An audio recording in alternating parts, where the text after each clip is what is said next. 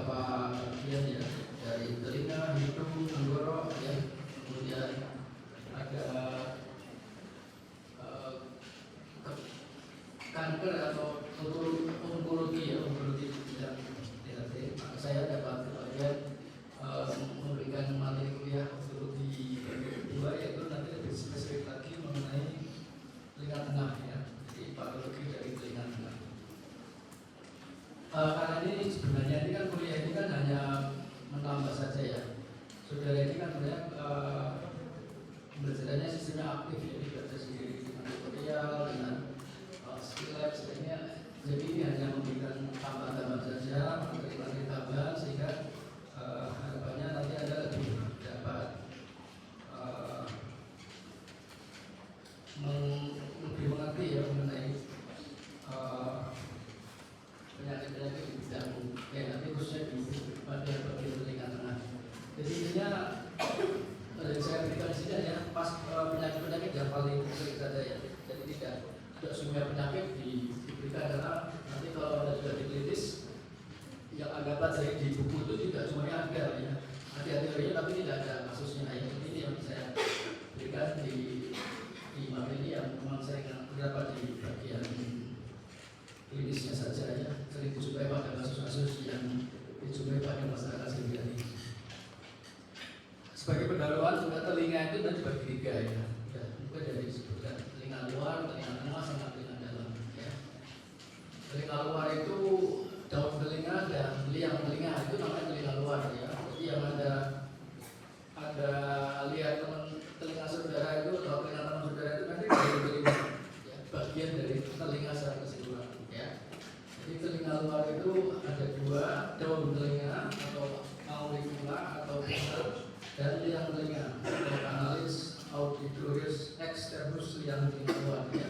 Itu telinga luar. Kemudian telinga tengah yang nanti kita bahas di siang ini adalah terdiri dari gendang telinga ya, kemudian timpani, kemudian rongga telinga tengah beserta isinya, apun timpani beserta isinya, kemudian tuba eustachius ya, dan angkrum silurimastoid, ini bagian dari telinga tengah. Jadi apabila ada kelainan-kelainan di bagian telinga tengah nanti disebut dengan peradananya disebut dengan otitis media ya, peradangan pada telinga tengah.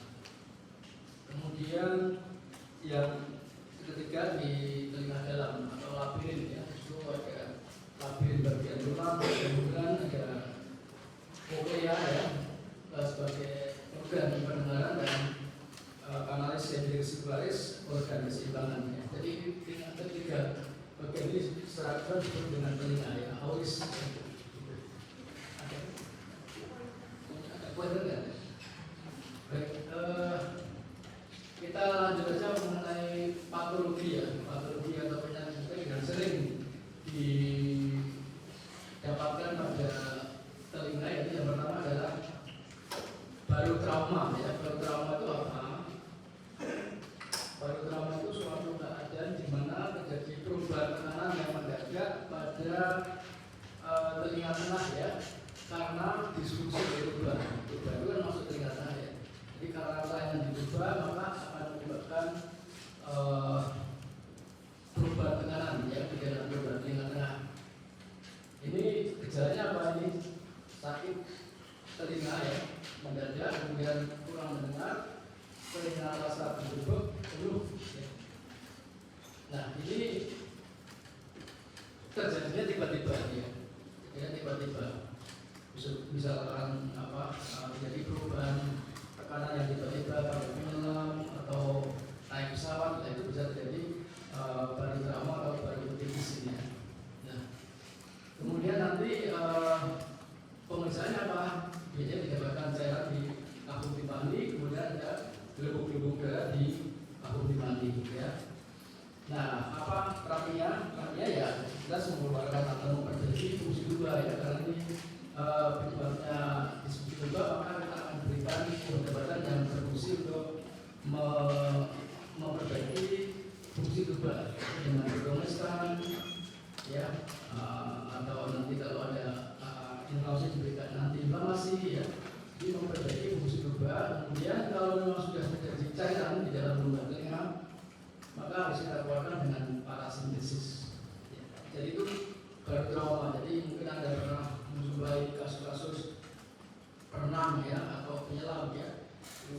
kalau tidak mengalami adaptasi, dia akan menyebabkan kelainan baru trauma atau orang yang naik ke mendaki gunung itu bisa jadi, atau turun dari pesawat itu dari baru trauma. Lanjut. Itu. Nah, sekarang yang penting di sini adalah mengenai radang telinga tengah atau otitis media. Ini penyakit sangat sering dijumpai. Jadi kalau di bagian politelitian itu radang telinga tengah itu hampir mayoritas ya, mayoritas lebih dari separuh itu benar-benar karena radang telinga tengah ini ya. Ini karena masih prevalensi masih sangat tinggi ya, terutama di Indonesia ini. Definisinya adalah radang pada mucoperiostrum ya, mucoperiostrum di rongga telinga tengah ya. Anda tahu bahwa rongga telinga tengah itu satu kesatuan ya, mulai dari tuba escasius, kemudian ke kangkung timpani, kemudian ke belakang ke antrum dan selulimastoid itu jadi satu kesatuan. Jadi bisa dihubungkan dengan satu kesatuan mukosa ya. Sehingga apabila ada peradangan di daerah itu, di daerah celah telinga tengah itu disebut dengan otitis media. Nah, klasifikasi yang paling sering dipakai itu ada 3 ya. Itu bagiannya ada 3. Yang pertama adalah otitis media akut ya. Kemudian otitis media kronik. Kemudian yang ketiga otitis media dengan evolusi. Ini paling sering dijumpai. Paling sering dipakai sebelumnya itu. Jadi OMA, otitis media akut, otitis media kronik, kemudian otitis media dengan evolusi atau OMI. Ini yang sering-sering dipakai di beberapa textbook. Dan di Indonesia memakai klasifikasi yang ini. Kita lanjut. Otitis media akut dulu ya. Apa sih definisi dari otitis media akut? Jadi sering ya, terutama pada anak-anak itu adalah radang pada mucoperiostrum dari rongga telinga tengah yang disebabkan oleh kuman ya. Jadi ada penyebabnya, ada kuman penyebabnya ini otitis media akut ini. Jadi disebutkan radang pada mucoperiostrum. Jadi pada mukosanya ya, mukosa sampai periostrumnya. Jadi dia tidak sampai ke tulang ya, di rongga telinga tengah, ya, di mukosa telinga tengah. Ya. Dan disebabkan oleh kuman ya, kuman atau bakteri. Ya.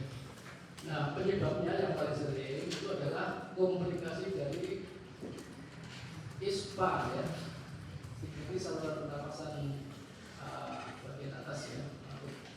Ini paling sering ya, paling sering. Jadi setelah faringitis, setelah rinitis ya, atau nasofaringitis, maka komplikasi ke otitis media akut ini sering pada anak-anak ya, atau bayi ya. Kemudian kuman juga bisa masuk dari ke telinga tengah dari pada bayi ya, misalnya gara cedera, tumpah ya, cara bayi minum sambil tiduran ya, atau menyelam ya, semuanya bisa menyebabkan kuman itu masuk ke telinga tengah menyebabkan otitis media akut. Atau misalkan ketusuk dengan telinganya ya, berlubang akhirnya masuk ke dalam itu bisa menyebabkan peradangan di telinga tengah. Tapi yang paling sering itu karena peradangan pada saluran pernapasan ya, terutama pada anak-anak ya. Terus, nah kenapa pada anak-anak atau bayi itu sering terjadi komplikasi OMA pada ISPA ya? Karena seperti kita ketahui bahwa secara anatomi fungsi tuba atau anatomi tuba itu berbeda pada orang dewasa ya, pada anak ya. Dia lebih mendatar, kemudian relatif lebih pendek ya, kemudian relatif lebih lebar, sehingga gambaran-gambaran bentuk anatomi seperti inilah yang menyebabkan mengapa pada anak-anak itu sering menyebabkan komplikasi otitis media. Jika secara struktur anatomi tubanya itu berbeda dengan tuba pada orang dewasa ya. Jadi sangat sering sekali pada anak itu terjadi otitis media.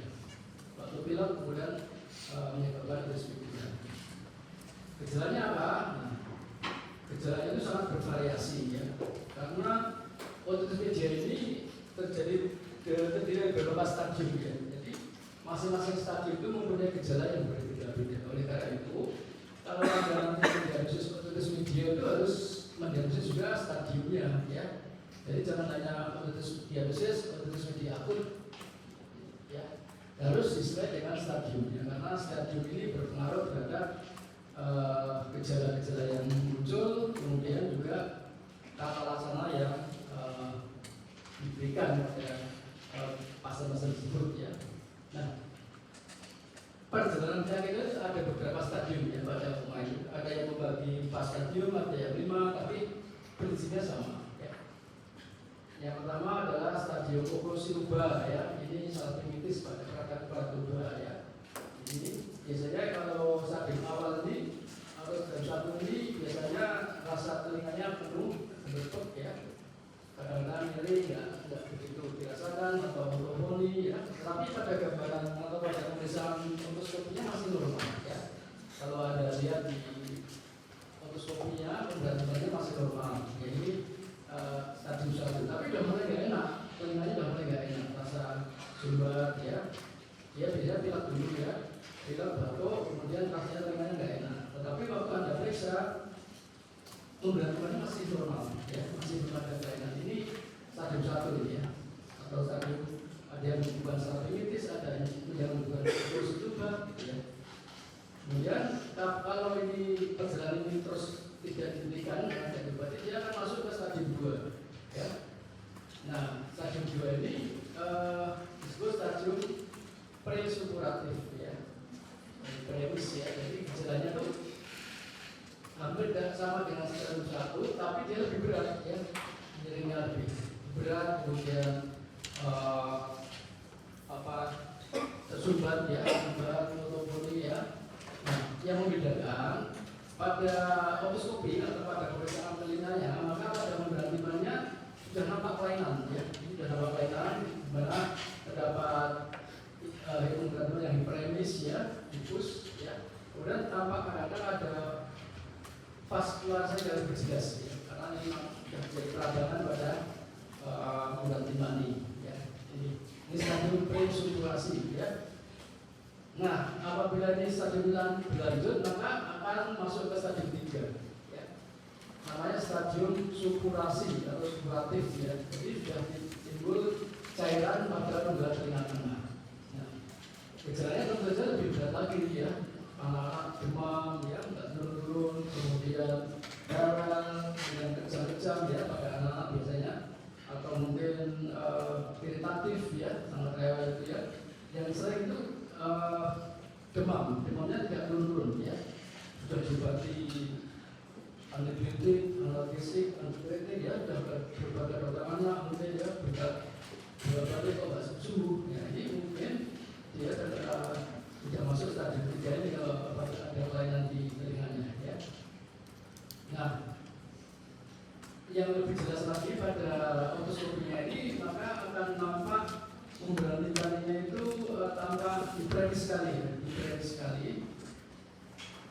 Hiperemis merah sekali, ya. Kemudian bajing itu apa? Bajing itu ada semacam tonjolan, menonjol atau cembung, ya, cembung dari gambaran pemberantimannya. Kemudian ada semacam daerah-daerah yang iskemik, ya, yang warna kuning ini karena akan terjadi nekrosis dari pemberantimannya. Maka kalau seperti ini, ya udah kita pastikan ini stadium 3, ya, stadium 3. Nah, nanti daerah-daerah yang iskemik ini, ya, warna lebih pucat ini, ya, ini kalau tidak diobati bisa jadi perforasi, ya. Ini yang harus kita khawatirkan di situ. Nah, ini stadium 3, ya. Nah, kemudian dari stadium 3 ini ada dua macam perjalanan, ya. Kemungkinannya setelah stadium 3 ini ada stadium keempat itu stadium perforasi, ya. Saya bilang stadium 4 itu perforasi, artinya kalau penyakitnya itu tidak sembuh, dia akan timbul perforasi di pemberantiman, ya. Oleh karena ada yang menyebutkan stadium 4 itu stadium perforasi, ya. Karena tadi sudah ada titik nekrosis tadi yang pemberantiman warna pucat tadi, ya, kalau tidak diobati maka akan nekrosis akan perforasi, ya. Sehingga akibatnya apa? Cairan dalam rongga telinga anak yang banyak keluar melalui lubang perforasi tadi, sehingga Gejala yang khas itu ya apa? Ya keluar cairan dari telinganya pada bayi-bayi atau pada anak atau pada pasiennya, keluar cairan dari tiang telinganya. Ya, ini. Nah, apabila dia diobati dan baik, maka tidak akan terjadi perforasi. Jadi memberati itu utuh, ya. Ini namanya stadium resolusi.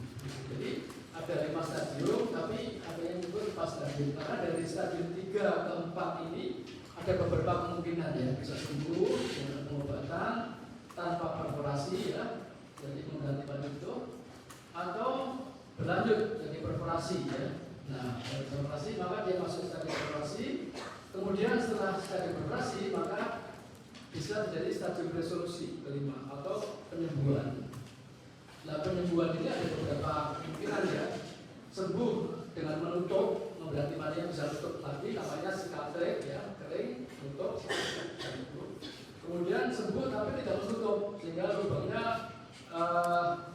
ada terus, ya, sampai setelah selesai otitis media akutnya juga masih terus. Nah, ini namanya dry ear, ya. Jadi itu dry ear itu telinganya berlubang tapi kering, ya, dry ear. Jadi tidak menyembuh, tidak menutup. Kemudian yang kemungkinan berikutnya adalah tidak sembuh, hanya keluar cairan terus-menerus, ya. Namanya lanjut ke otitis media supuratif kronik atau OSK, ya. Nah, ini beberapa kemungkinan setelah kita jauh otitis media. Ya, jadi pada anak-anak dengan OMA otitis media akut nanti ini 3 ini, ya, sembuh tapi tidak menutup jadi dry ear atau berlanjut terus menjadi otitis media supuratif kronik. Nah, terapinya apa? Jelas karena terapi sesuai dengan stadiumnya, maka yang karena dia di kuman kita harus berikan antibiotik, kemudian analgesik atau antibiotik apabila dia nyeri atau demam, ya. Kemudian ya kalau ada ispanya ya kita akan obati ispanya, kalau ada pilek kita kasih bitomesan, ya, atau mucolytic dan lain-lain. Nah, yang penting di sini lanjut. Nah, yang paling sini adalah dilakukan parasintesis, jadi dilakukan pada stadium 3, ya, misalnya bukan 1, 2, 3, stadium 3, ya. Tujuannya apa? Kita melakukan meringotomi atau parasintesis, ya. Jadi sebelum jadi perforasi tadi kita lakukan meringotomi dulu, kita lakukan parasintesis dulu, ya, di stadium 3. Tujuannya adalah untuk mencegah terjadinya perforasi spontan, ya. Jadi kalau terjadi perforasi spontan maka terjadi penyembuhan yang sulit, ya, karena tidak menyembuh berperinam, ya. Jadi nanti keluar cairan, kemudian telinganya gendangnya berlubang, untuk menutup lagi dia perlu waktu lama, ya. Tapi kalau kita dahului dengan parasintesis, maka dia begitu kita parasintesis, kemudian cairan yang keluar, kemudian nanti tidak 2-3 hari terjadi penyembuhan dengan spontan, ya. Jadi mengurangi resiko penyembuhan yang persekendum, ya. Kemudian dia juga mencegah komplikasi, ya, mencegah komplikasi otitis media agresif, artritis dan lain-lain. Dan yang ketiga biasanya untuk drainase. Jadi begitu namanya sudah kita keluarkan, biasanya langsung klinisnya langsung baik, ya. Jadi anaknya yang demam tadi jadi baik demamnya, kemudian turun, kemudian tekan-tekannya berhenti, ya, jadinya mereda, ya. Jadi tujuannya untuk memberi gejala klinis yang tidak baik sebelum dilakukan parasintesis, ya. Jadi itu yang penting di situ. Nanti kasus-kasus ini sangat sering dijumpai, ya. Nanti kalau ada praktek kalau jadi dokter pada anak-anak itu sering mengalami kasus otitis media akut ini, ya. Jadi menurut survei itu hampir anak itu pada anak itu hampir pernah mengalami sekali episode otitis media akut ini, ya. Hampir setiap anak, ya. Jadi jelas seumur hidup itu biasanya pernah sekali oma itu, meskipun nanti ya oma itu bisa sembuh, ya, dengan pengobatan atau tanpa pengobatan bisa membaik, ya, karena kelihatan. Jadi tapi menurut survei itu hampir minimal setiap anak itu pernah mengalami 1 kali episode otitis media. Ya, untuk untungnya tidak semuanya rumah ini menjadi UMSK ya, hanya beberapa persen aja ya. Gitu. Ini yang cukup sering dijumpai kasus penyakit otitis media. Ya lanjut kita ke terus tadi ini. Nah sekarang yang kedua yang tidak kalah seringnya ya dijumpai di poliklinik PHD atau di masyarakat adalah otitis media supuratif kronik atau otitis media kronik ya. Sebelum kita membahas otitis media kronik, kita membahas mengenai klasifikasi dari telinga tengah dulu ya. Jadi telinga tengah itu kalau secara anatomi dibagi menjadi 3 ya. Epitimpanum ya, kemudian mesotimpanum dan hipotimpanum. Tapi secara fisiologis sebenarnya dibagi jadi 2 ya. Jadi sebenarnya kafum timpani itu dibagi menjadi 2 ya. Dipisah oleh suatu jebak timpani yaitu timpani anterior ya. Jadi timpani anterior atau protimpanum itu dari hipo, meso dan tuba. Kemudian timpani posterior terdiri dari epi, timpani dan retrotimpani. Ya, jadi ini pembagiannya secara fisiologis. Nah, jadi dari klasifikasi ini nanti kita ada membagi 2 jenis atau 2 tipe dari OMSK ya. Jadi dari fisiologis dari tadi ya dari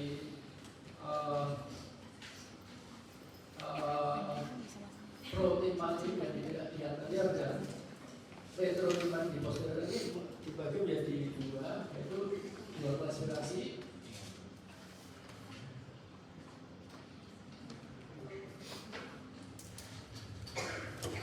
Yaitu klasifikasi yang pertama adalah tipe yang aman atau OMSK tipe yang aman ya atau safe year. Ini ya safe year. Nanti kita jelaskan kenapa tipe aman ya.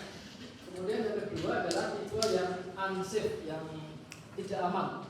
Dalam bahasa Inggrisnya mungkin safe year atau tipe yang benigna ya. Kemudian yang tipe tidak aman, unsafe atau dangerous year ya, ada beberapa buku yang menyebutkan dangerous year atau tipe yang maligna ya. Ini karena dasarnya dari pembagian tadi bagian anterior dan posterior ya. Jadi nanti kalau OMSK bicara OMSK kita ada 2 jenis ya. Tipe yang aman atau tubuh timpanal ya, atau tipe atipoantral atau tipe yang unsafe ya. Jadi kalau kita mengacu pada klasifikasi tadi, tipe tubuh timpanal adalah tipe yang mengenai bagian anterior ya, bagian anterior. Tetapi kalau tipe atipoantral atau tipe yang maligna atau tipe yang unsafe itu mengenai bagian posterior ya, posterior. Jadi di bagian ini nanti kalau ada diagnosis OMSK maka jangan hanya berhenti pada OMSK ya, tapi dilengkapi dengan tipe ya, tipe yang benigna atau severe atau tipe yang maligna atau unsevere atau dangerous year. Nah nanti khusus pada tipe unsevere ini ada yang paling sering ada terjadinya kolesteatum ya. Di kolesteatum itu khas pada unsevere. Jadi gitu ya. Baik. Nah yang pertama tipe tubuh timpanal ya, ini peradannya bagian anterior tadi ya, bagian depan ya. Di mana tipe perforasinya itu tipe perforasi yang sentral ya, di tengah di bagian tengah, di bagian pars tensa ya. Jadi lubangnya bulat agak besar ya, bagian pars tensa di anterior.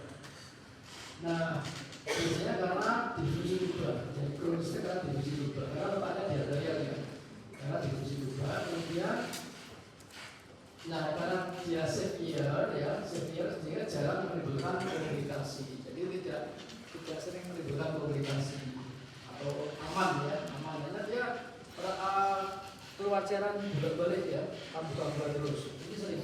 Ini yang disebut dengan comek ya pada orang-orang ini yang menggunakan sakit comek atau apa ya, opokan ya, itu karena dia sering keluar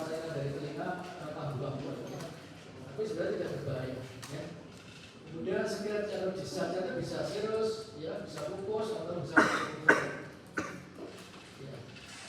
Nah, mengenai bentuknya itu ada dua ya. Yang tipe permanen perforasi sindrom, yaitu di mana pembelajaran itu berlubang sampai dia kering ya, dan bisa kambuh lagi apabila dia kemasukan air, renang ya, atau pilek, batuk itu bisa kambuh lagi. Tapi begitu diobati sembuh sudah. Tapi anehnya pembelajaran tidak mau nutup, ya, tidak mau nutup. Ya itu dari karena dia ada masalah di bagian lubang. Nah yang kedua itu tipe 2 atau bentuk yang kedua adalah kelainan mukosanya atau persisten mukosa disease. Jadi mukosa tidak bisa pulih seperti mukosa yang sehat, ya, malah terbentuk jaringan fibrus atau granulasi atau polip. Ya. Nah biasanya ini pada orang-orang yang mempunyai daya tahan tubuh yang kurang baik, ya, anemis atau penyakit histomis, ya, diabetes mellitus atau hipertensi dan lain-lain. Jadi mukosa ini sudah berubah menjadi mukosa yang tidak sehat, ya. Jadi biasanya gejalanya ya menimbulkan discharge yang purulen, ya, karena mukosanya sudah mengalami perubahan. Nah ini dua bentuk ini adalah bentuk yang severe atau tipe benigna, ya. Jadi yang khas nanti itu perforanya di depan, ya, di pas densa. Biasanya seperti itu bentuk yang tidak berbahaya. Dan ini yang paling banyak, yang paling sering, ya. Jadi pada artritis media kronik itu yang paling hampir 70% itu ya bentuk yang tidak berbahaya. Jadi sisanya nanti tipe yang berbahaya. Ya,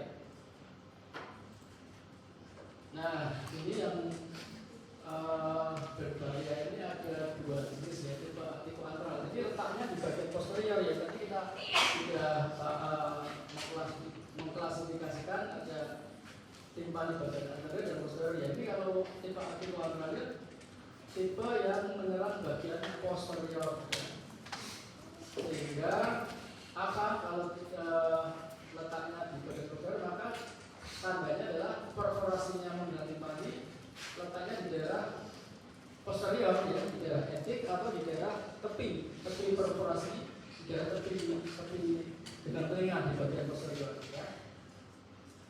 Nah ini biasanya khas sekali, ya, kalau ada perforasi yang letaknya di etik atau di bagian pars flaccida atau di daerah posterior, kemudian disatnya purulen, bau. Nah, ini kita harus waspada. Ini termasuk tipe-tipe yang berbahaya, ya. Itu slide. Nah, yang kedua yang tipe berbahaya lagi adalah tipe yang membentuk kolesteatum, ya, kolesteatum. Ya, slide dulu. Nah, sebelumnya. Kolesteatum itu apa? Sebenarnya kolesteatum itu suatu proliferasi epitel, ya, proliferasi epitel yang tumbuh terus-menerus di tempat yang bukan semestinya, ya. Jadi epitel itu kan harusnya letaknya di luar, ya. Tapi kalau dia masuk di dalam, di bagian dalam tubuh, dia akan terus tumbuh berproliferasi, maka dia akan menyebabkan kolesteatum. Nah ini yang menyebabkan tipe berbahaya ini. Kalau selain tadi tipe antral juga dia membentuk kolesteatum. Nah, ini khas sekali, ya. Nah, kolesteatum sendiri dibagi menjadi dua sebenarnya. Yang pertama adalah kolesteatum yang kongenital, yang sejak lahir, ya. Yang kedua adalah kolesteatum yang didapat atau akuisita, ya. Akuisita ada dua, primer dan sekunder, ya. Jadi pada artritis media kronik, ya, karena dia penyebabnya adalah artritis media kronik, maka kalau dia membentuk kolesteatum, maka masuk dalam klasifikasi kolesteatum akuisita yang sekunder. Artinya apa?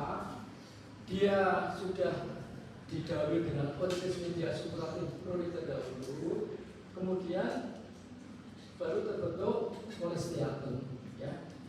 Namanya kolesteatum akuisita sekunder. Nah nanti yang primer ini berbeda. Primer ini dia membentuk kolesteatum dulu, ya. timbul kolesterat dulu, kemudian baru terjadi sekunderi infeksi menjadi hepatitis media superatif kronis. Jadi berbeda dalam patologi. Ya. Tapi dua-duanya nanti mungkin waktu anda ketemukan dua-duanya ada bersamaan, ya kita nggak tahu ini juga yang mana biasa seperti itu. Tapi yang jelas waktu kita periksa sudah ada OMSK-nya, sudah ada kolesteatomnya. Jadi kita harus mencari ini mana yang kedua. Ya. Terus nah yang pertama kolesteatom komunikatif tentu saja karena ini kolesteatom yang sejak lahir ya, artinya waktu lahir sudah ada ya, maka gejalanya akan sulit ya, dan diagnosisnya tidak mudah karena dia di dalam dan dia tidak menimbulkan gejala apa-apa. Biasanya itu ditemukan waktu pemeriksaan yang tidak sengaja ya, seperti waktu di scan ya, itu timbul ada masalah itu sudah benar-benar tidak khas ya. Dan yang penting adalah pada kolesteatom komunitas ini memberhentikannya tidak operasi utuh ya, artinya tidak timbul perforasi pada memberhentikan. Jadi agak sulit ya, saya sendiri belum pernah mencoba itu ya, karena memang sulit terdeteksi. Nah yang kedua kolesteatoma aquisita primer ya, tadi kita sebutkan yang sekunder aquisita ada dua, primer dan sekunder. Nah yang primer apa? Primer ini mekanismenya adalah karena disfungsi tuba yang kronik ya, artinya terjadi sumbatan tuba, maka akan jadi retraksi dari pars flaccida ya, berarti ini bagian pars flaccida bagian hepatik, dia akan tertarik ya sehingga membentuk kantongnya disebut kantong kolesteatum ya, untuk kantong kolesteatum di daerah timpani ya, sehingga disebut dengan retraksi pocket atau retraksi kolesteatum atau invaginasi kolesteatum. Ini yang primer, artinya dia terbentuk dulu kolesteatum akibat retraksi dari pars flaccida untuk kolesteatum, pocket retraksi kolesteatum, baru setelah itu apabila dari sekunderi infeksi maka akan terjadi hepatitis media. Jadi ya, tapi memang ini agak sulit ya. Biasanya kita ada temukan bersamaan. Ya, jadi gejalanya apa ini? Ya sama, gejalanya itu ada retraksi di daerah pars flaccida atau di daerah etik. Kemudian dia kalau jatuh dari sekunderi infeksi ya ada utore ya, ada utore. Kemudian yang tanda khasnya adalah terjadi perforasi di daerah pars flaccida dari etik, di daerah etik ya, perforasi di daerah etik. Nah, ini jelas ini teorinya ada teori terjadi obstruksi tuba, terjadi retraksi dari membran timpani, kemudian dari kantong atau pocket retraksi akan membentuk kolesteatum. Dan terus kolesteatum akan tumbuh terus akan merusak struktur jaringan di sekitarnya. Ini namanya kolesteatoma aquisita primer. Nah yang kedua kolesteatoma aquisita sekunder ya.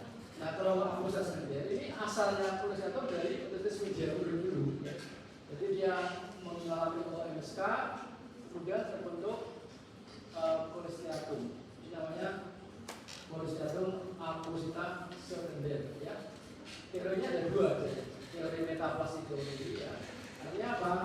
Karena dia peradangannya terus menerus ya, kronik, sehingga epitel di mukosa kapungtimani mengalami metaplase. Metaplase dari sel-sel yang bersifat kolumnar kuboid ya, karena dia di mukosa di telinga tengah itu sama dengan telinga saluran nafas ya, kolumnar atau kuboid. Dia mengalami metaplase menjadi gepeng atau squamous, akhirnya dia membentuk kolesteatum ya, jadi itu mekanisme teori metaplase seperti itu. Kemudian ada dua teori lagi, teori imigrasi. Artinya apa? Imigrasi ini berpindah karena OMSK-nya itu perforasinya di tepi ya, di tepi membran timpani atau total ya, seluruh membran timpani hilang ya, termasuk ininya, anulusnya, maka epitel yang ada di kanan luar tadi epitel itu akan masuk, dia mengalami migrasi masuk ke dalam asam pipa ini akan membentuk suatu polisiatum. Ya, jadi ini teorinya ada dua ya. Teori yang pertama metafasi karena radangan terus-menerus, akhirnya epsil yang mengalami perubahan bentuk polisiatum atau perpindahan ya, perpindahan antara dari kulit masuk ke dalam karena gendang telinganya atau mengganti badan sudah tidak ada. Karena perforasinya total atau tepinya. Nah itu bisa membuat epithel yang ada di yang telinga luar nanti masuk ke dalam membentuk polisiatum. Nah gejalanya apa? Ya, gejalanya yang paling sering itu keluar desat ya.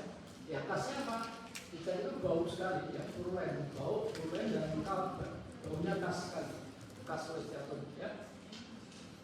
Kemudian yang kedua itu sering mengalami destruksi tulang ya. Jadi kalau tidak bisa itu mengalami kerusakan pada tulang-tulangnya.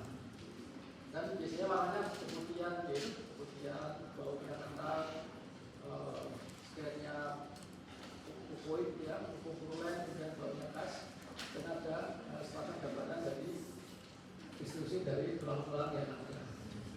Nah ini kenapa dia bahaya? Karena menimbulkan komplikasi, sangat cepat menimbulkan komplikasi, yaitu dari paralisis dari nervus facialis, kemudian mastoiditis, ya, mastoiditis dan sampai komplikasi ke dalam intrakranial ya, meningitis, kemudian abses cerebri ya, dan lain-lain. Ini sangat berbahaya sehingga disebut dengan tipe yang maligna atau tipe yang berbahaya.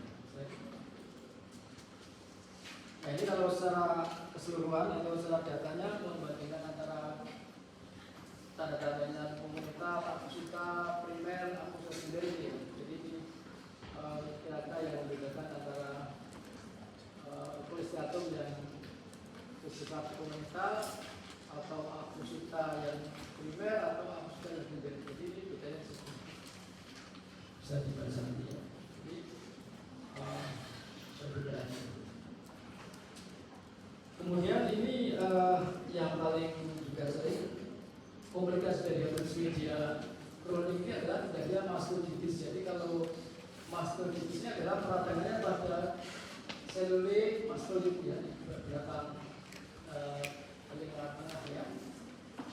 Nah, gejalanya apa kalau sudah mengalami tanda-tanda mastoiditis itu otornya menjadi profuse, dicatnya menjadi bau, kental dan yang sering adalah nyeri di belakang telinga. Ya, nyeri, jadi kadang-kadang dia merah di dalam telinga, ya di daerah mastoidnya. Ini sering sekali pada anak ya. Dia setelah ispa atau setelah koma sudah berlanjut ke mastoiditis. Baik. Nah ini patogenesisnya ya, kenapa bisa jadi mastoiditis ya? Ya radang pada mukus, kemudian jadi mukosa, ternyata ini jadi mastoiditis. Kalau dia mengalami nekrosis ya seluruh selulenya jadi sekuestrasi jadi koalsen, artinya seluruh mas itu akan jadi satu, digabung menjadi satu, terisi nama itu namanya koalsen. Atau ada yang perdalan karena ada trombus ya, itu ini bentuk-bentuk dari mastoiditis. Baik. Nah ini yang penting juga untuk sudah nanti kalau masuk klinis atau nanti terjun sebagai seorang dokter ya, misalkan nanti ada pasien-pasien MSK, yang penting Anda harus bisa membedakan ini tipenya apa, ya, jenisnya apa, jenis yang berbahaya atau bukan. Ini harus pasti dulu, ya. Ini termasuk yang tipe yang maligna atau benigna atau tipe yang safe ear, ya, yang aman atau yang dangerous ear. Kita harus bisa membedakan. Jadi nanti setiap ada kasus-kasus MSK, Anda harus bisa membedakan. Ya, harus bisa menentukan, oh ini MSK yang aman, oh ini MSK yang berbahaya. Itu harus bisa dipastikan ya, karena nanti beda, penatarannya sangat berbeda ya.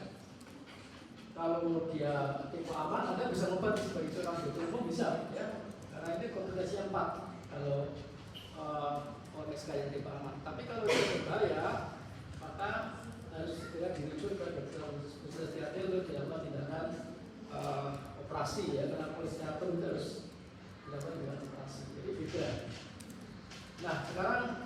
Apa sih tanda-tandanya apabila OSK yang dicurigai mastitis atau yang bersifat berbahaya itu apa? Yaitu yang pertama adalah sekret atau discharge itu profuse ya, kemudian kental, kemudian bau. Ya.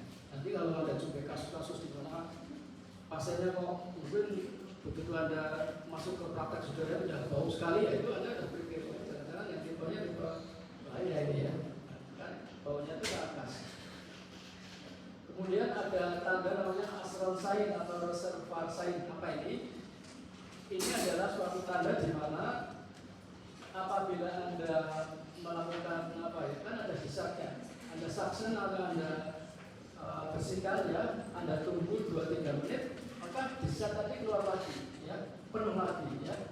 Padahal sudah Anda bersihkan, sudah Anda suction, tapi ditunggu 3-4 menit kok timbul lagi, penuh lagi, namanya astral sign atau reservoir sign. Apa artinya? Artinya sudah menjadi mastitis kuarsen di dalam tulang mastoid ya, yang ngumpul sana. Waktu Anda vaksin yang pertama tadi sebagian sudah keluar ya, tapi begitu yang di luar sudah Anda vaksin, bagian dalam yang cadangannya keluar lagi, sehingga waktu Anda tunggu 2-3 menit atau 3-4 menit nanti dia penuh lagi. Maka reservoir ini harus Anda curigai. Kemudian adanya jenis atau bentuk perforasi yang letaknya di daerah etik atau tepi atau marginal ya.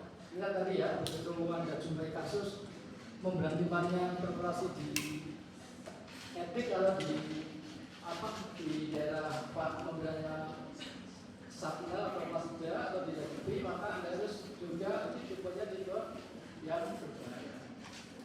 Kemudian apabila Anda jumpai suatu daerah udin ya, di daerah posterior superior dari kanal ya, waktu Anda periksa autoskopi kalau ada buka di posterior superior kanal, maka ini ada curiga ini suatu tipe yang bahaya.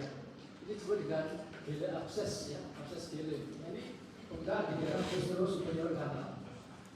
Kemudian apabila dijumpai abses atau fistel di daerah belakang telinga retroaurikuler ya, mungkin ada kasus keluar cairan telinga dari luar, tapi di belakang telinganya di belakang telinga kalau ada abses atau fistel, ya kita harus curiga ini suatu tipe yang bahaya. Atau Anda waktu Anda periksa terdapat granulasi atau polip di daerah liang telinga kanal ya, ada bentuk granulasi ya, ini Anda harus berpikir jangan tipe yang berbahaya ya. Granulasi sendiri ada dua sebenarnya.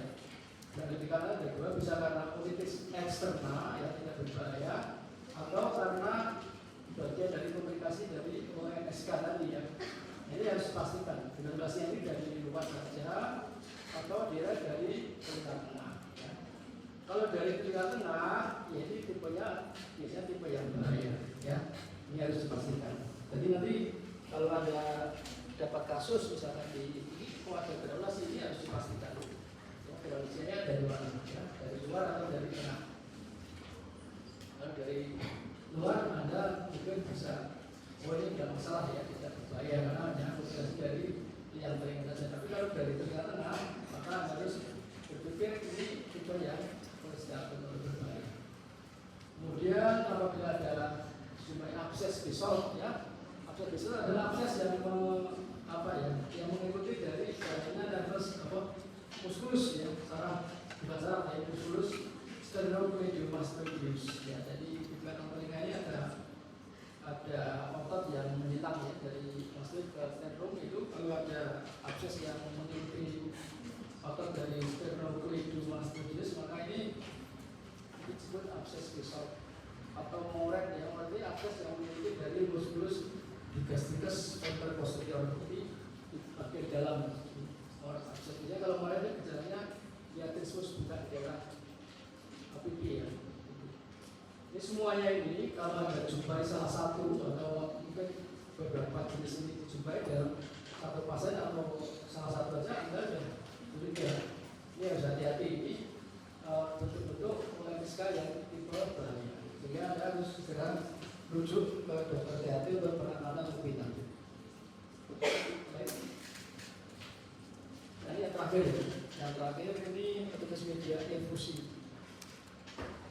Tadi Tadi disebutkan bahwa di bawah tadi tipe yang OMA, OMSK, dan yang ketiga adalah OME sesuai dengan apa definisinya. OME adalah radang pada buku pengesil rongga telinga tengah yang ditandai dengan ditandai dengan cairan ya. Jadi ada akumulasi cairan di rongga telinga tengah, dan yang penting ini ya, pembelahan timpaninya utuh ya, tidak terjadi perforasi atau instak ya. Tapi yang membedakan adanya cairan dalam rongga telinga tengah ya. Ini jadi nanti kalau Anda mendiagnosis potensi media itu harus pasti dulu ini pembelahan timpaninya bagaimana ya, instak atau utuh, instak atau perforasi, utuh atau perforasi ya. Kalau utuh, nah ini ada peradangan, ada cairan, OME. Nah, tapi kalau nanti perforasi ya OMSK atau potensi media akut stadium perforasi ya, jadi itu. Jadi harus dipastikan pembelahan timpani. Oleh karena itu nanti Anda tidak bisa mendiagnosis suatu potensi media tanpa menilai dari keadaan pembelahan timpani. Jadi pembelahan timpani harus bisa dipastikan. Nah, penyebabnya ya, penyebab dari potensi media efus ini biasanya karena obstruksi atau sumbatan dari tuba yang kronis ya. Kemudian adanya alergi hidung ya, atau alergi daerah tuba, kemudian ada yang baru trauma tadi ya, sehingga nanti menyebabkan tekanan dalam rongga telinga tengah menjadi berkurang, akan timbul suatu cairan di dalam rongga telinga tengah. Nah, ini patologinya seperti itu. Karena obstruksi tuba ya, kemudian terjadi pertukaran gas di tabung timpani ya. Ya. Kemudian sampai jam berapa ini? Setengah.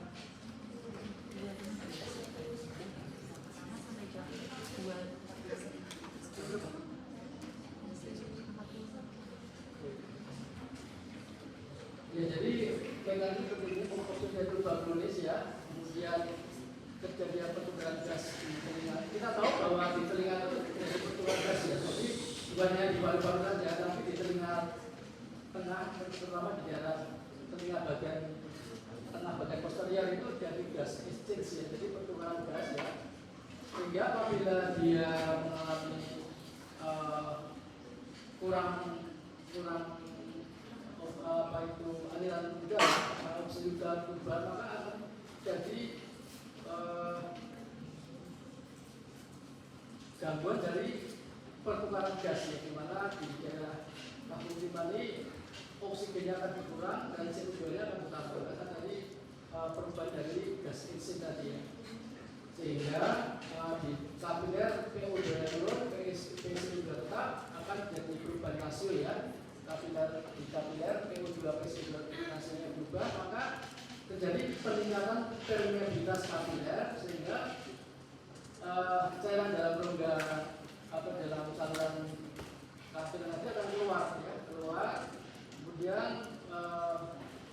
masuk ke tabung timpani. Ini disebut dengan efusi tadi ya. Jadi karena perubahan rasio dari PO2 PSO2 di kapiler meningkatkan permeabilitas kapiler, keluarnya atau eksudasi cairan dari pembuluh darah keluar, kemudian akan masuk ke dalam rongga telinga tengah, hingga terjadi penumpukan atau pengumpulan cairan dalam rongga telinga tengah. Ini namanya efusi tadi ya. Ini fasenya disebut fase pasif ya. Jadi penumpukan cairan pada rongga telinga tengah. Nah, lama-kelamaan apabila ini terjadi terus-menerus, maka terjadi perangsangan pada mukosa saluran di sel-sel mukosa di telinga tengah ya, sehingga sel-sel sekretorik atau sel Goblet di dalam mukosa telinga tengahnya akan bersifat hiperplasi dan hipertrofi dan akan menghasilkan sekresi yang bersifat mukus ya, mukus. Jadi lama-kelamaan yang tadi cairannya mengumpul secara pasif ditambah dengan sekresi dari sel-sel Goblet yang bersifat mukus akan menambah cairan yang ada dalam tabung timpani tadi. Ya, ini namanya fase aktif. Sehingga yang kas ini ya itu tadi ada cairan yang bisa bersifat serus dan bersifat mukus. Ya. Mukus karena produksi dari sel-sel goblet yang hiperplasi atau aktif. Kalau yang serus karena mekanisme kenaikan periodis kapiler. Ya, sehingga nanti pada tabung timpani tadi pada endus media difusi didapatkan penumpukan atau pengumpulan cairan. Ya, kasnya pada endus media dengan difusi. Nah, gejalanya apa? Gejalanya ini jelas tadi karena ada cairan dalam rongga telinga tengah, ya karena ada pengumpulan cairan dalam rongga telinga tengah, maka pasien mengalami rasa penuh atau tertutup atau sumbat ya. Itu biasanya pada anak-anak itu tidak merasakan ya. Ini karena ini sering pada anak-anak ya, karena sering batuk pilek, ya, alergi, ya mengalami komplikasi OME itu. Ya. Juga pada anak-anak jarang mengeluh ya, karena hanya rasanya seperti penuh, ya, tertutup, ya. Kadang-kadang terjadi tinnitus atau bengong, ya. Kemudian ada kurang pendengaran, tapi biasanya ringan atau sampai sedang aja. Nah, pada kasnya, pada pemeriksaan pemberian timpani ini baru ketahuan nanti ya. Ada cairan pada rongga telinga tengah. Ya, dibuktikan dengan adanya pemberian timpani yang suram, waktu kita periksa itu suram, kemudian efek cahaya yang menghilang, kemudian bisa terjadi air bat atau tertumpuknya cairan ya, sehingga ada semacam gelembung-gelembung udara di rongga telinga tengah ya.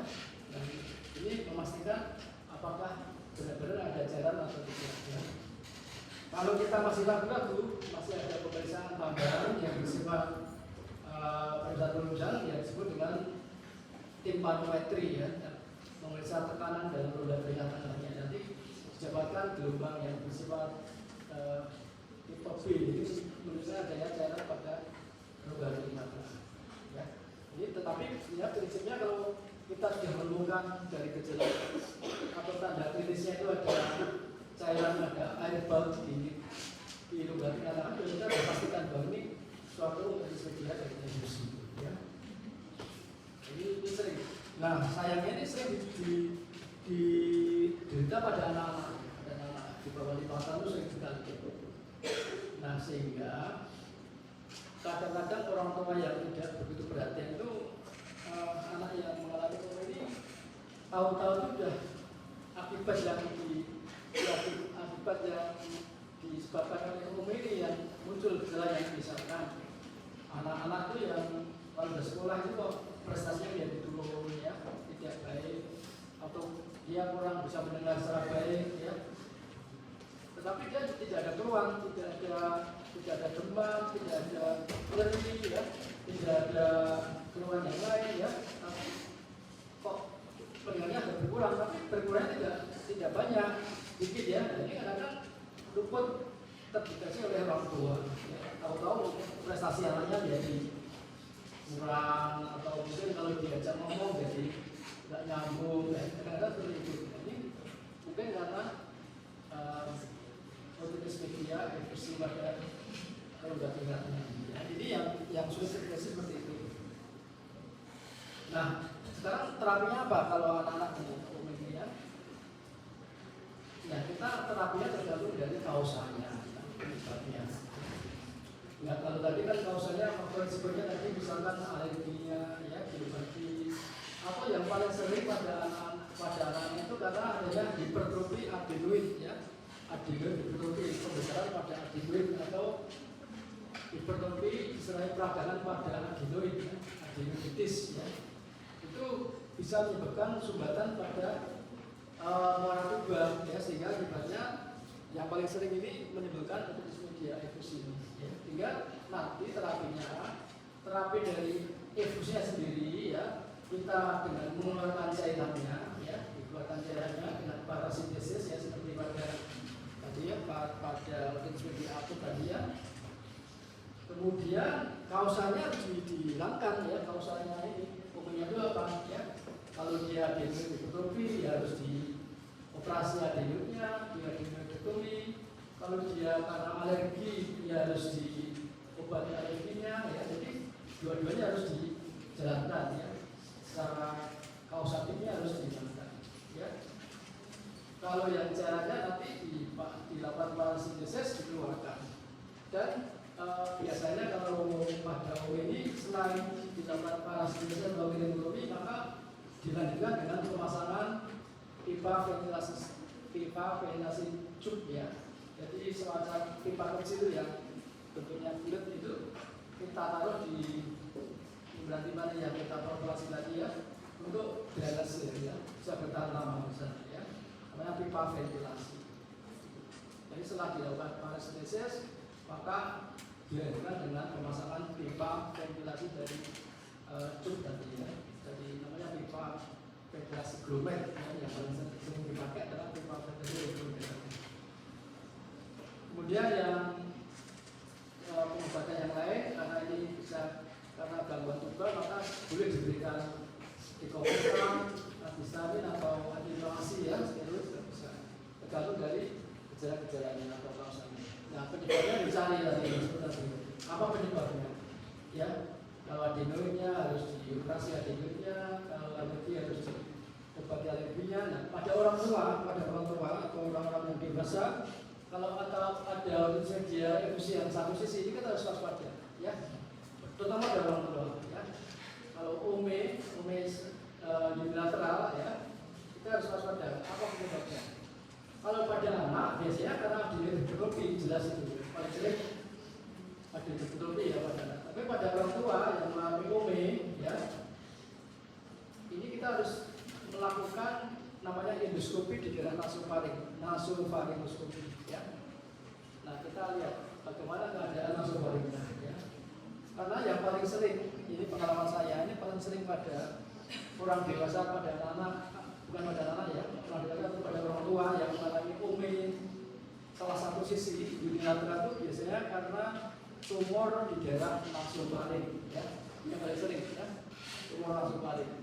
Nah, karena itu setiap ada otitis media infusi pada orang dewasa yang satu sisi, ya, Anda harus melakukan pemeriksaan endoskopi di daerah nasofaring untuk memastikan apakah kausanya ini adalah tumor nasofaring. Tapi pada anak-anak, ya, kalau ada otitis media infusi, Anda juga harus melakukan endoskopi di daerah nasofaring untuk memastikan apakah ada adenoid globin, ya. Nanti kalau ada memang, ya, karena kita harus membagi kausanya, maka selain kita melakukan parasintesis dan pemasangan pipa ventilasi, maka sekalian dilakukan operasi dari adenoidnya, kita lakukan adenoidektomi supaya kausanya tidak kita hilangkan.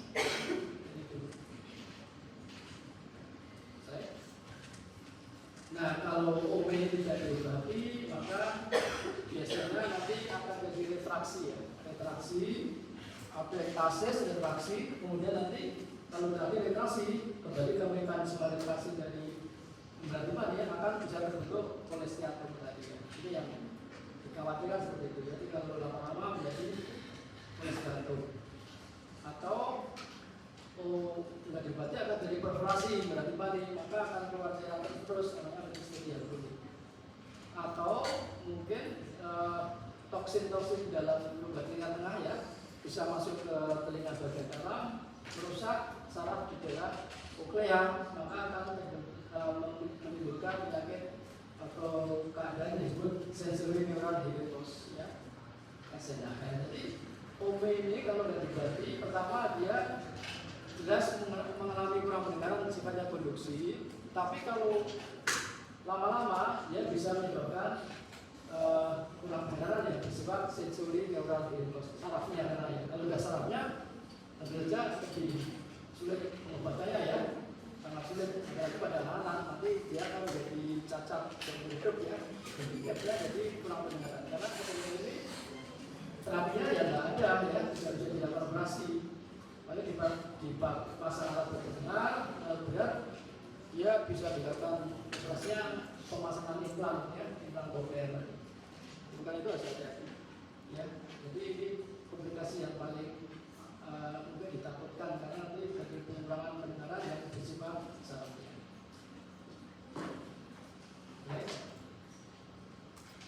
Nah ini tadi ya sekilas mengenai gambaran dari otomatis suara.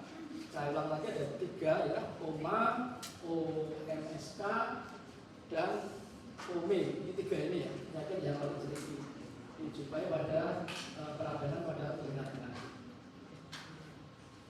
Nah ini kalau kita lanjut ke sebelum selesai itu masih banyak ya. Ini kita tuba eustasi itu kan bagian dari tengah tadi ya. Tuba ini adalah suatu saluran yang menghubungkan antara nasofaring dengan telinga tengah. Jadi telinga tengah ini tergantung nasibnya tergantung tuba tadi ya. Karena misalkan ini suatu rongga telinga tengah, tuba ini pintunya sini ya. Kalau di sini. Ya. Kalau di sini pintunya bagus ya, salurannya bagus, maka kondisi di ruang telinganya jadi baik ya. Tapi kalau di pintunya tidak bagus, tersumbat, maka rongga atau ruangan di sini akan tidak baik.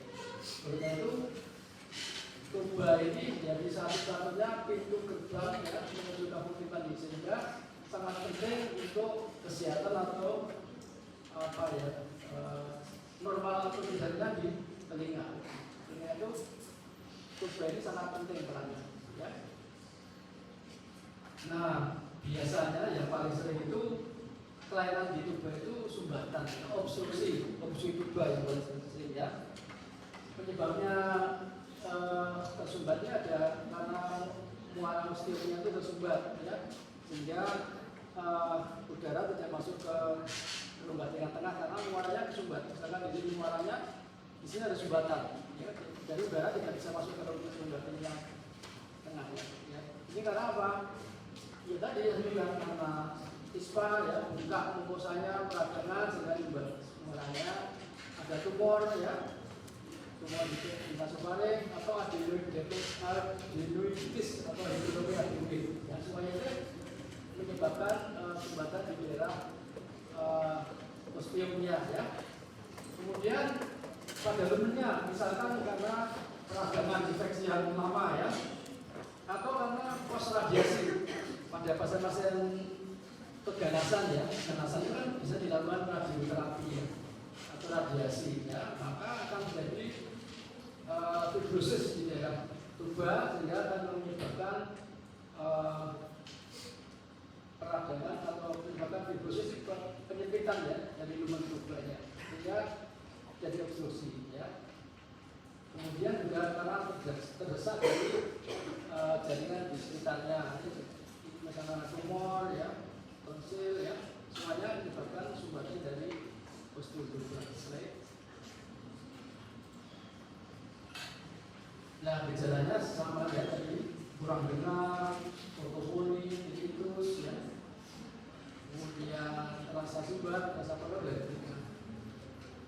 Nah penyebab kausanya ini penyebabnya apa? Ya sebenarnya kalau terapinya itu sesuai dengan kausanya ya. Nah yang tadi sudah sebutkan kausanya apa? Ya tadi tumor yang dihilangkan tumornya, adenoid dihilangkan operasi adenoidnya, ya alergi dihilangkan alerginya. Jadi semuanya pengobatannya tergantung dari kausalnya.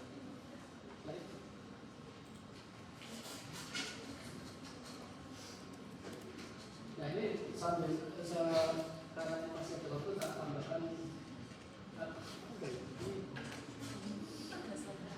ya ini langsung aja kita langsung ke terus ya sekarang kita langsung faktor osteoporosis ya. Nah ini kalau labelnya kemarin sudah diutur satu. Ini saya tambahkan mengenai penyakit atau kondisi ya, kondisi yang cukup sering dijumpai. Karena sekarang kan lalu lintas makin padat ya, di jalan raya makin banyak kendaraan. Kasus-kasus fraktur ini cukup banyak, cukup besar. Salah satunya itu fraktur yang mengenai os temporal ya. Os temporal dari sini ya. Kepala bagian lateralnya kan os temporal ya. Nah, karena os temporal letak dari telinga ya. Karena telinga itu ada di bagian dan luar dari osteoporal, maka kalau ada trauma atau dari fraktur dari osteoporal ini akan menyebabkan kerusakan di daerah telinga, ya. Jadi ini sering dijumpai, ya.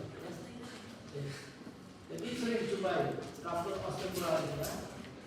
Jadi sebenarnya ada dua jenis atau dua tipe, ya, fraktur osteoporal yang didasarkan pada garis frakturnya, ya.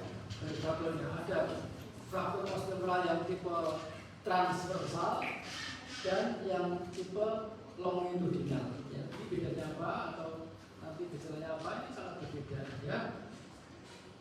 Ada lagi yang membagi yang sekarang ini yang lebih definisi fraktur osteoporal yang mengenai kapsula optik atau tidak, ya. Itu ada beberapa pembagian yang lain, ya. Tapi yang cukup sering ini yaitu transversal dan longitudinal. Yang paling sering ini longitudinal, ya. Fraktur longitudinal paling sering, ya. 80-90%, ya. Benturannya di mana? Biasanya benturannya di daerah sini, ya. Di daerah samping, ya, di daerah bentur daerah temporal, ya. Jadi traumanya di daerah temporal, kemudian nanti garis frakturnya itu sejajar dengan aksis dari os petrosus, ya, dan mengenai dari atap atau dari bagian atas dari kanal, ya.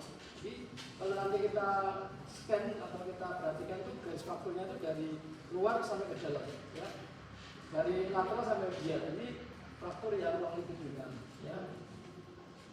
Nah biasanya itu labirin itu bagian dalam itu masih utuh, ya, masih utuh. Kemudian karena tidak mengenai daerah telinga dalam, dia tidak ada vertigo. Nah yang cukup penting adalah memberangi mania itu biasanya karena ini ada garis frakturnya ada di kanal, ya, biasanya merobek dari gendang telinga, biasanya merobek dari gendang telinga. Sehingga nanti ada semacam robekan atau mungkin kalau yang parah itu jadi dislokasi dari rangkaian tulang pendengaran atau oksitonya, ya. Ini biasanya seperti itu. Kemudian kalau dia ada kurang pendengarannya, biasanya tipenya adalah tipe yang konduksi, ya, jadi antara. Ini yang paling sering, ya. Jadi berbentur apa, ya, apapun yang berbentur apa di daerah temporal ini bisa menyebabkan fraktur dari os temporal dan sifatnya longitudinal. Kemudian yang berikutnya yang transversal ini yang relatif lebih sedikit, ya, prevalensinya, ya, sekitar 10-20%. Nah benturannya itu beda, kalau yang longitudinal dari samping, tapi kalau yang transversalnya bisa dari frontal, dari depan, atau dari belakang, dari oksipital, ya. Jadi benturannya bisa dari depan atau dari belakang. Kemudian garis frakturnya ini yang membedakan. Kalau transversasi garis frakturnya itu tegak lurus terhadap aksis dari os petrosus. Jadi dia kalau yang longitudinal dari lateral ke medial, kalau yang transversal dari anterior ke posterior, ya. Sehingga sering mengenai daerah labirin, ya, daerah labirin, ya. Jadi mengenai daerah telinga bagian dalam. Jadi lebih berbahaya ini karena nanti mengenai daerah labirin.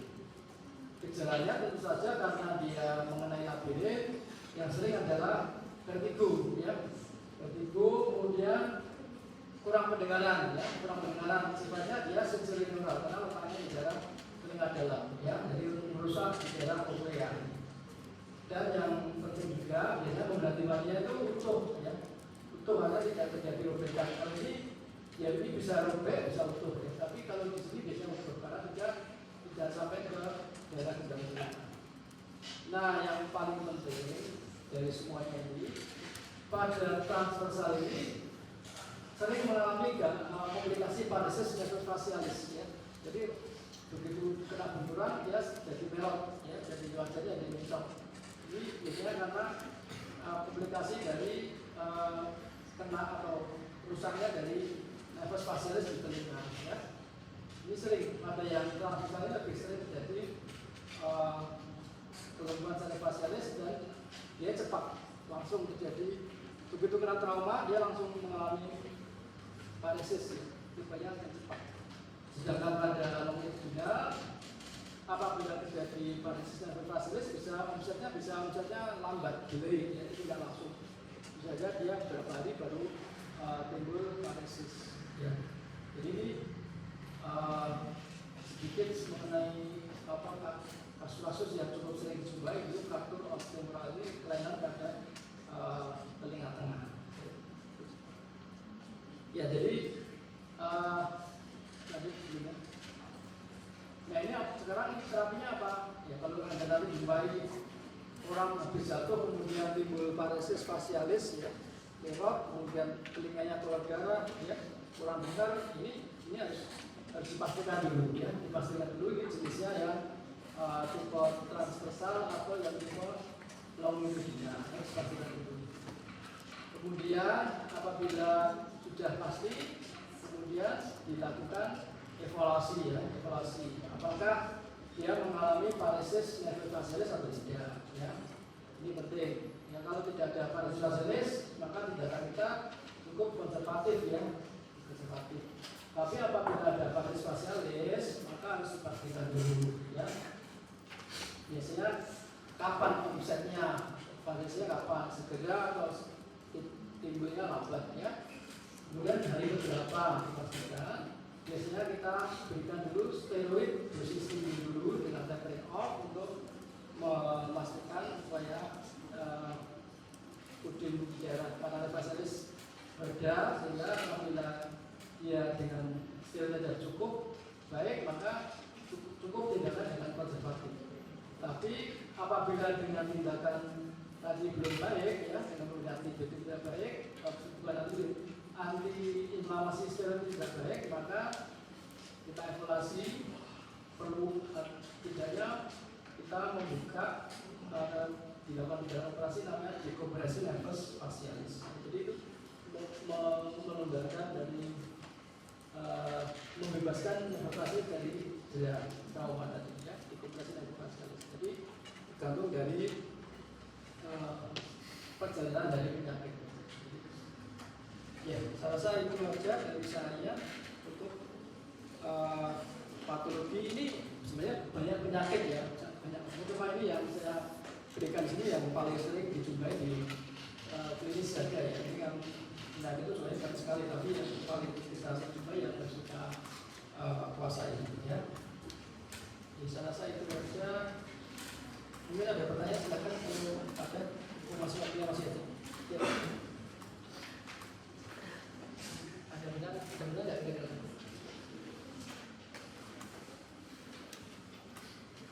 Kalau nggak ada,